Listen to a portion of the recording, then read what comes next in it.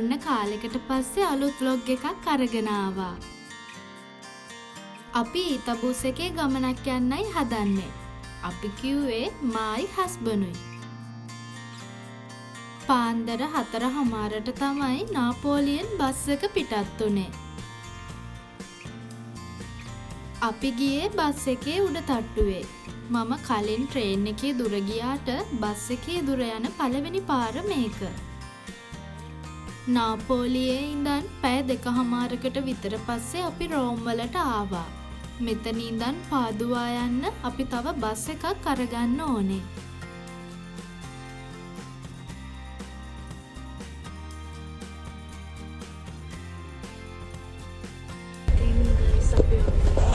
රේෂියාවලට අපේ වැඩ වගේක් කරගන්න.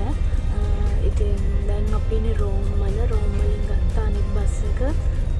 ඒ කියන්නේ පාදුවා වලට. මොකද අපිට පාදුවා වල තියෙන වැඩ වගේක් කරගන්න. ඒ කරලා තමයි පාදුවා වලින් ට්‍රේන් එක අරගෙන රේෂියාවලට යන්නේ. ඉතින් ඒ ගමන් ඔයාලටත් එකකින් බෙදා ගන්න හිතුවා. මොකද මගේ මේ බස් එකේ ගන්න ෆස්ට් එක්ස්පීරියන්ස් එකක් නිසා කලින් ඔයාලව ට්‍රේන් එකේ යද්දී අපි එකතු කරගත්තානේ. ඉතින් මේ ගමනදී ඔයාලව එකතු කරගන්නවා අපි කොහොමද මේ එක්ස්පීරියන්ස් එක ගන්න කියලා. ඉතින් දිගටම වීඩියෝ එක බලන්න. මම ඔයාලට අපි යන තැන් වල පුළුවන් විදිහට වීඩියෝ අරගෙන එන්න.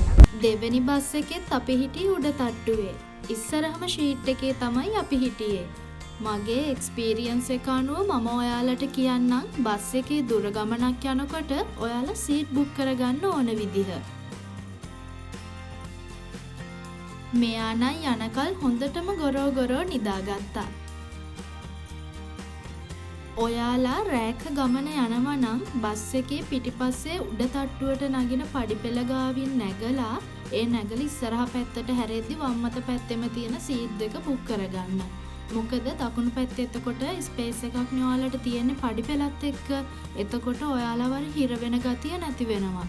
අර ළඟින් සීට් දෙද්දි මිනිස්සු ගොඩක් පිරීලා ඉද්දි හුස්ම ගන්න අමාරු තත්ත්වයක් වගේ ඇති වෙන. කියන්නේ අපහසුයි. එහෙම මිනිස්සු පිරෙද්දි කාටවත් අපහසුයි. මේ ෂීට් එකේ යද්දී අර දකුණු පැත්ත ස්පේස් එකක් සාමාන්‍ය දුරට තියෙන නිසා ගමන ටිකක් පහසු වෙනවා.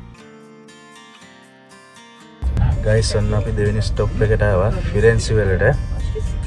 ඔව් දැන් ඔය දෙවෙනි ස්ටොප් එකට ආවේ මාර නිදිමත. මොකද පාන්දර අපි එම් පිටත් උනේ 4:00ට. ෆිරෙන්සි වලින් විනාඩි 10ක් විතර බස් එක නවත්තන් ඉඳලා ඊට පස්සේ ආයමත් ගමන පිටත් උනා. ඔයාලා උදේක හෝ දවල් වරුවක නම් ගමන යන්න ඔයාලට පුළුවන් බස් එකේ උඩ තට්ටුවේ ඉස්සරහම ෂීට් දෙකෙන් එකක් බුක් කරගන්න.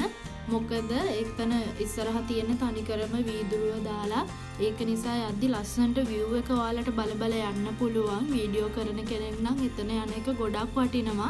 ඉතින් වීඩියෝ කරගන්න පුළුවන් නිසා ඒ වගේම එතන පල්ලෙහා ස්පේස් එක පොඩ්ඩක් වැඩි. කකුල් හොඳට තියාගන්න ඉඩ තියෙනවා. ඒ වගේම අපේ බෑග් උනත් බිමින් තියාගන්න එතන යම් තාක් දුරක ඉඩක් තියෙනවා. ඒක නිසා එතන කකුල් වලටත් පහසුයි. මේ බඩු ටිකක් තියාගන්න පුළුවන්. එතන වටිනාකම තියෙන්නේ එහෙම. ඉතින් ඔයාලා ෂීට් බුක් කරනවා නම් ඒ දෙක තමයි හොඳ කියලා මගේ එක්ස්පීරියන්ස් එක අනුව මට හොඳයි ඒ ෂීට් දෙක. මම ඒ දෙකේම ගියා බස් දෙකේම. ඒක අපිට හරි පහසුවක්. ඊට පස්සේ මාත් ටිකක් නිදාගත්තා. නිදියලා හැරෙද්දි අපි පාදුවා වලට ලං වෙලා තිබුණා. ආව දවසේ බ්‍රේෂියාවල වැඩ කීපයක් ඉවර කරලා රෑ වුණ නිසා අපි මිලාන් ගියා එදා රෑ නවතින්න. මට මිලාන් වල වීඩියෝ නම් ඔයාලට අරගෙන එන්න බැරි වුණා.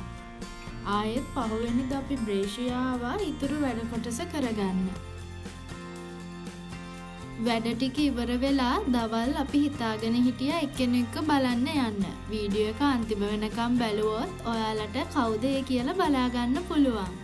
අපේ කලින් බ්‍රේෂියා vlog එක බලලා තියෙන කෙනෙක් නම් ඒ කවුද කියලා හොඳටම දන්නවා.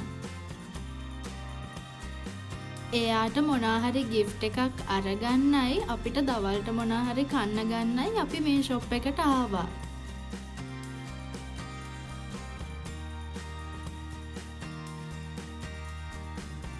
මේ ෂොප් එකට ආවහම මොනවාද ගන්න කියලා හිතා ගන්න බැරි වුණා. ඒ තරම් බඩු ගොඩාක් පිරෙන්න මේකේ තිබ්බා.